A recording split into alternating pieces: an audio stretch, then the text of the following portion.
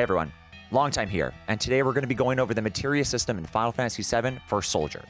Materia has always been a fan favorite magic mechanic by the Final Fantasy fans across all of them, and it does the exact same thing for the Battle Royale genre as it adds a great layer of originality. There are 12 different Materia in the game, but for today we're going to be going over the main 10 of them. You'll see what I mean by the end by that. There will be timestamps and chapters in the timeline if you're looking for a specific piece of materia, as we're really breaking down each one. With that, let's get into it.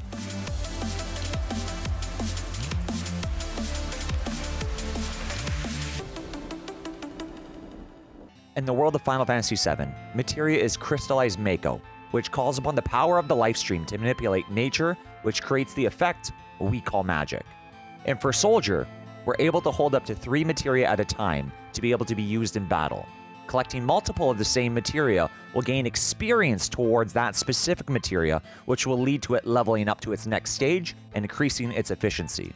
By going into the character's menu in-game, you're able to rearrange the order you have them in, or drop and replace them for new materia you may come across that fits the playstyle you want, as each materia has very different playstyles.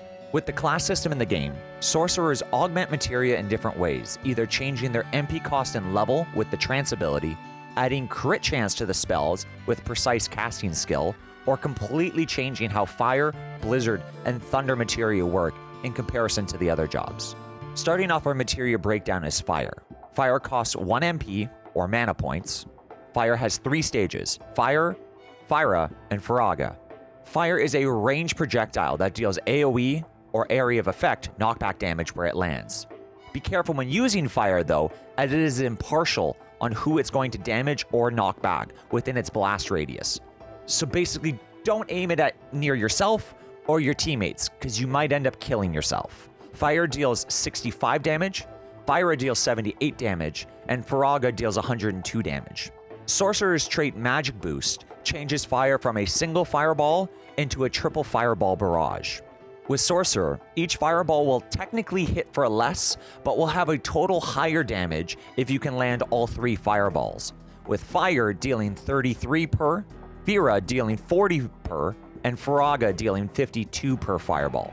With the precise casting skill, Fire is going to crit for 50, Fyra will crit for 60, and Firaga will crit for 78. Fire is a fantastic tool for keeping away pesky melee-happy warriors at bay, with it being ranged and knockback. It can also be used as a great choke point mechanic, trying to cover your opponent's escape. There are many great ways to use fire, and once you can get the aiming down and not end up exploding yourself or your teammates, fire can be a fantastic choice for your setup. For the next materia, it's going to be Blizzard.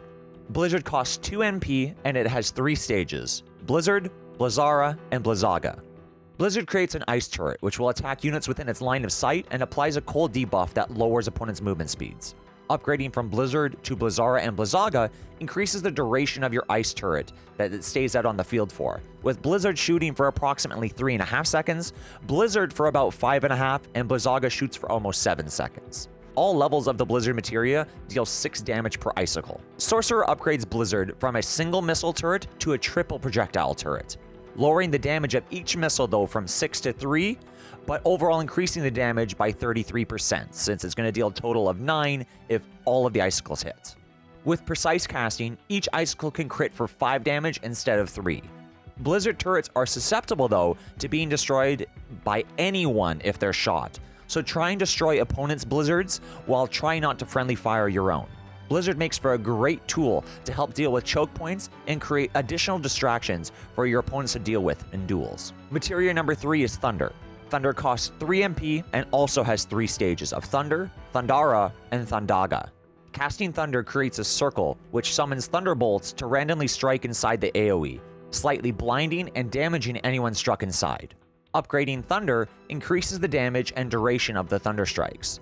Thunder damages within its AoE for around 6 seconds, dealing 15 damage per hit. The Thundara's AoE lasts about 7.5 seconds, dealing 16 damage per hit, and Thundaga lasts about 9 seconds, dealing 18 damage per hit. Sorcerer's Magic Boost increases the AoE range of Thunder, as you can see by the floor panels here of me trying to set down the spell.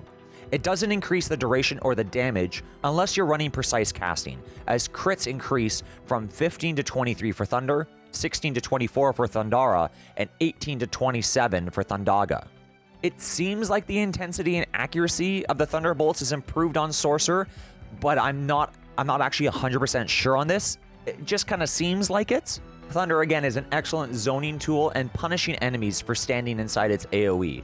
Just be careful because like Fire, it will damage anyone inside, including yourself and allies. It can also be a great tool for taking down the Cutter and Guard Scorpion, as they're both weak to the Thunder element.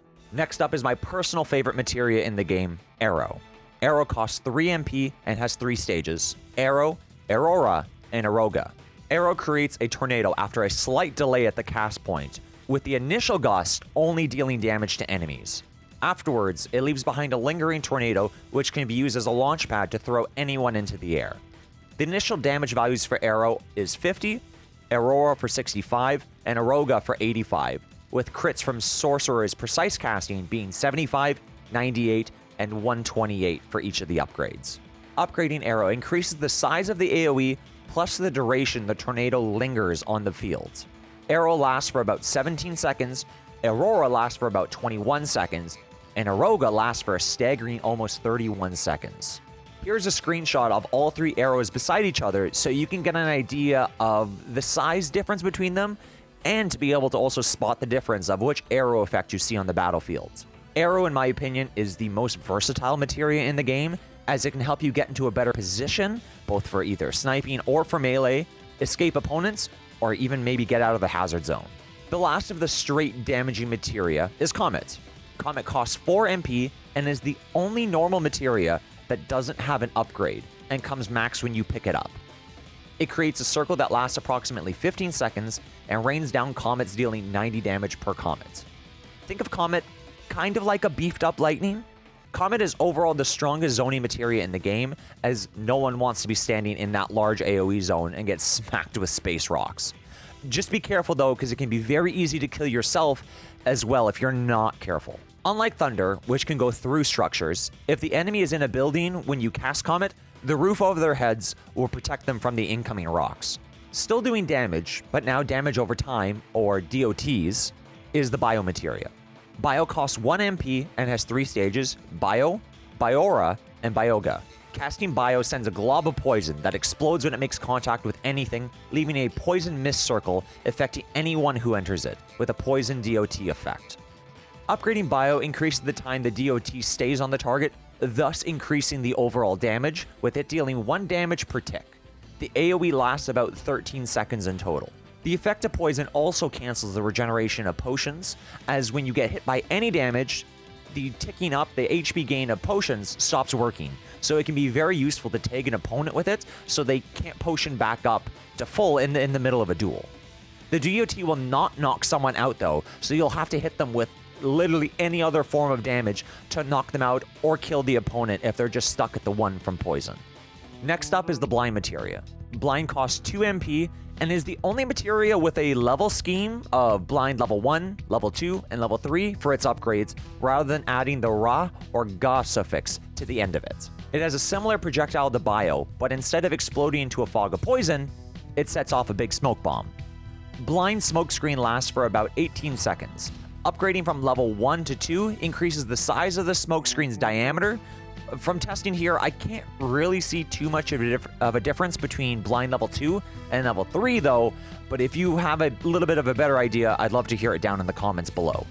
Blind can make for a great escape tool to remove vision from your opponents to let you slip out of the battlefield, or be a great initiation tool to cause some chaos and throw your opponent off edge with a little bit of a surprise. Just be careful not to get lost in your own smoke bomb and give your opponent the upper hand, and yeah, just don't lose your own bearings on it. Gravity is the next of the kind of enfeebling materia in the game. Gravity costs 2 MP and has 1 upgrade to Graviga. Instead of being a projectile like Bio and Blind though, Gravity is kind of set like Blizzard, but is a tripwire trap, which lasts for a crazy minute and 20 seconds on the ground. It sets off a gravity field once an enemy activates it by getting too close, which lasts for about 10 seconds though. Only enemies can actually set off the gravity field, but anyone who's inside of the field is affected. While inside the field, affected units can't do anything except for attempt to slowly walk outside of the gravity's AoE. Graviga only increases the size of the gravity field, not the duration the trap can be set for, or the duration that the field is when it explodes, how long that stays on the field. It still stays at either at the minute 20 and then the 10 seconds. Gravity can affect most monsters in Midgar as well, so making it a great tool to take down Tomberries and Cutters with ease. But back to the PvP side, gravity can be used it can be used to completely neutralize your opponents, leaving them as a slow-moving target that basically turns them into sitting ducks. Mastering how to use gravity is, in my opinion, probably one of the strongest tools in the game. The last two materia are the support materia in the game, with the first we're going to be covering is Cure. Cure costs 3 MP and has 2 upgrades, being Cura and Curaga.